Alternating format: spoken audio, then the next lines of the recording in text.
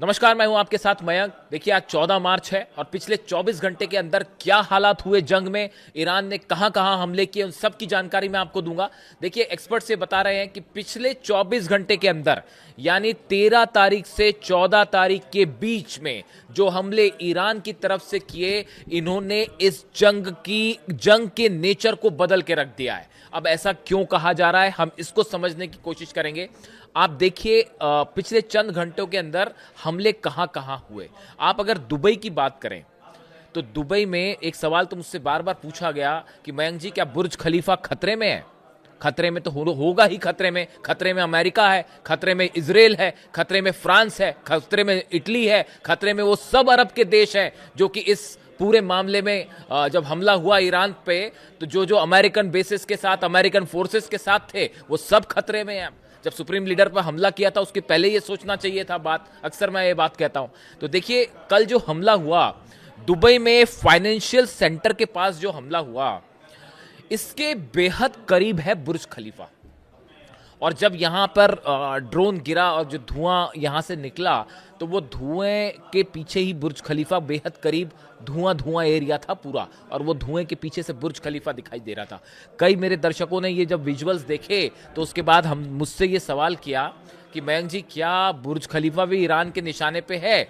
और अगर उसके ऊपर खुर्रमशहर 4 मिसाइल गिर जाए या फतेह 2 मिसाइल गिर जाए तो क्या होगा?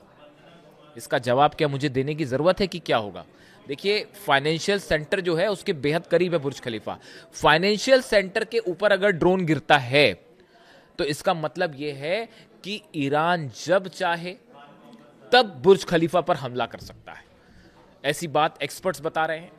अगर Shahid drone 136 Shahid drone travel करता हुआ इतनी दूर से आया, उसको कोई डिफेंस सिस्टम अमेरिका का नहीं रोक पाया और वो फाइनेंशियल सेंटर पर गिरता है। इस बात को याद रखिए। ईरान की तरफ से परसों कहा गया था, मैंने आपको ये वीडियो बताया था, 2 दिन पहले ये बात कही गई थी ईरान की तरफ से कि अब सारे बैंक हमारे निशाने पर हैं, बैंक से दूर हो जाइए। फाइनेंशियल इंस्टीट्यूशंस हमारे निशाने पर है, जितने अमेरिकन कंपनीज हैं वो सब हमारे निशाने पे, पूरा इकोनॉमी हमारे निशाने पर है। देखिए, कहा जाता है कि अमेरिका की जो जान है वो इकोनॉमी में बसती है, ट्रंप की जो जान है वो इकोनॉमी में बसती है, शेयर बाजार में बसती है। अगर इकोनॉमी का आपने गला दबाया यानी अमेरिका की हार तय, ऐसा कुछ एक्सपर्ट्स बोलते हैं जो अमेरिका के बारे में अपनी राय रखते हैं। ईरान ने बिल्कुल वही किया। ये जो हमले हो रहे हैं, आप देखिए दुबई पे, जो मैं कहना चाह रहा हूं आपसे, फाइनेंशियल सेंटर पे हमला क्यों हुआ? वो फाइनेंशियल सेंटर जहां से अमेरिकन बिजनेस में इन्वॉल्व है, जहां से दुबई का बड़ा कारोबार चलता है। शारजा में आप देखिए, लगभग 40 घंटे पहले शारजा में एक मिसाइल गिरी। शारजा में मिसाइल कहां गिरती है? इंडस्ट्रियल एरिया के ऊपर मिसाइल गिरती है और इंडस्ट्रियल एरिया को नुकसान पहुंचाया जाता है। आप दुबई में देखिए, जहां जहां दुबई पर हमले हुए वो ऐसी जगहों को निशाना बनाने की कोशिश की गई जहां से कमर्शियल जो है आदान प्रदान होता है, या फिर पोर्ट्स को, जो दुबई के पोर्ट हैं वहां पर हमले की कोशिश की गई। एक प्रकार से ये सब मैसेज दिया गया कि ये जो बिजनेस आप चला रहे हैं जिसमें अमेरिकन का भी हिस्सा है, उनके शेयर्स भी हैं, इसको नुकसान पहुंचाया जाएगा। यानी ये जंग, अब देखिए, जंग के 2 नेचर चल रहे हैं, 2 तरह की जंग हो रही। एक तो वो इजराइल पे जो हमले हो रहे हैं वो इजराइल को गाजा बना के मानेंगे। वो देखिए, वो तेल अवीव में ऐसे भयंकर नुकसान हुए हैं जिनकी जो खबरें आ रही हैं वो बिल्कुल ऐसी है कि ऐसा लग रहा है कि पूरा डिफेंस सिस्टम तबाह हो गया इजराइल का और मिसाइल्स नहीं रोक पा रही। हर रात जो है वो 40-50 मिसाइल गिर जा रही हैं और इजराइल कुछ नहीं कर पा रहा। बीर शेबा में भयंकर नुकसान हुआ है, तेल अवीव में भयंकर नुकसान हुआ है, हाइफा में आप जानते हैं हाइफा की ऑयल रिफाइनरीज का क्या हाल है, अशदोद में लगातार हमले हो रहे हैं। और ये हमले अब सिर्फ यही नहीं हो रहे, वो हिजबुल्लाह के भी 30-30, 40-40 रॉकेट गिर जा रहे हैं। वो हमले हो रहे हैं, इजराइल फाइटर जेट से लिबनान पे हमले कर रहा है, लेकिन उसके बावजूद जो है हिजबुल्लाह अपने रॉकेट 30-40 रॉकेट हर रात गिर जा रहे हैं इजराइल में। इजराइल के आसमान में रात भर जो है वो शोले ही शोले दिखाई दे रहे हैं। इजराइल की जो हालात है वो अलग है। तो देखिए, ये दुबई के हमने फाइनेंशियल सेंटर्स की बात की। इसके अलावा आप देखिए, 2 बड़े अहम हमले हुए कल। एक फ्रांस के बेस पर हुआ और दूसरा इटली के बेस पर हुआ। दोनों कहां हुए? इरबिल में, इराक में होते हैं हमले। फ्रांस के राष्ट्रपति मैक्रोन ने बताया कि हमला ड्रोन के जरिए किया गया। इरबिल के गवर्नर के अनुसार 2 ड्रोन सैन्य ठिकानों पर गिराए गए। हमला मालाकारा बेस पर हुआ जो इरबिल से लगभग 40 किलोमीटर दूर है। इसमें कई सैनिकों की मौत हुई है और कई घायल भी हुए। अब देखिए, ये फ्रांस की बेस पर हमला करना, फ्रांस उन देशों में शामिल है जिसने स्नैपबैक सैंक्शंस लगाए थे ईरान के ऊपर।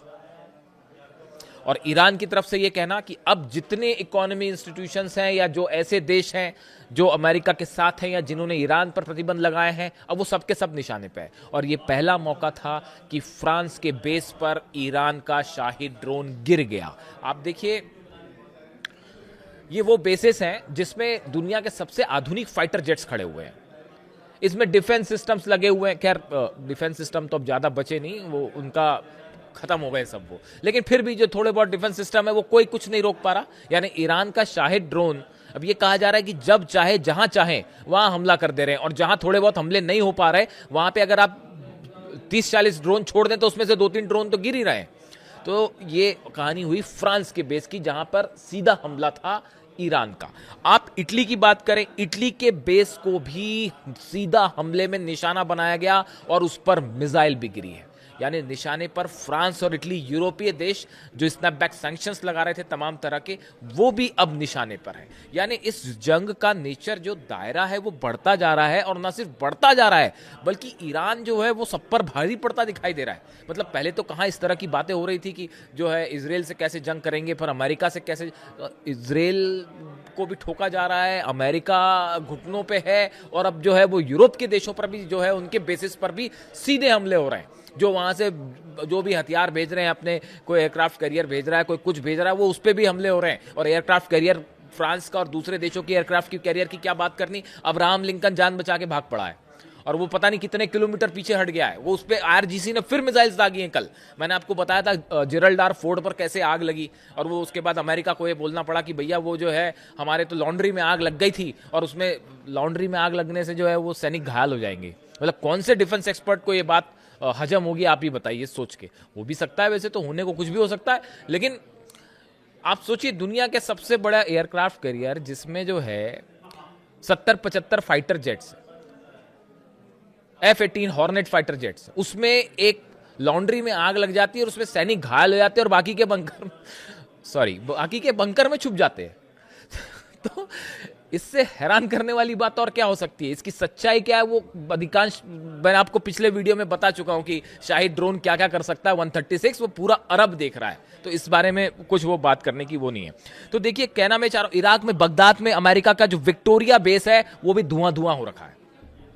तो अब आप देखिए कि हो क्या रहा है। असल में हुआ ये, देखिए, 2 चीजों की मैं चर्चा करना चाहूंगा। एक तो नए सुप्रीम लीडर का जो मैसेज आया, क्या आपने ये बात को नोट किया कि नए सुप्रीम लीडर का जैसे ही मैसेज आया परसों रात को बाहर, उसके बाद से ईरान के हमले और पैने हो गए हैं और तीखे हो गए हैं, और अब दायरा उसका बढ़ के फ्रांस, इटली के पास पहुंच गया है, और इकोनॉमिक इंस्टीट्यूशंस पे तेजी से हमले हो रहे हैं। ऐसी जगह पर हमले हो रहे हैं जो कि अर्थव्यवस्था को रोक दे, यानी कि युद्ध को लंबा खींचना और अमेरिका को बड़ा नुकसान, अमेरिका घुटनों पे ज्यादा अगर इकोनॉमी आपने रोक दी तो। यानी अब देखिए, बुर्ज खलीफा की जो बात है, बार बार ये सवाल हुए, कुछ तो वीडियो भी वायरल हुए, वो एआई वीडियोस थे, लेकिन आप इस बात को सोचिए कि जो है, हो सकता है ईरान उसको निशाना ना भी बनाए बुर्ज खलीफा को, वो ईरान का फैसला होगा, ईरान की सेना का फैसला होगा, लेकिन जब चंद मीटर की दूरी पर शाहिद 136 ड्रोन गिर सकता है, तो आप सोचिए कि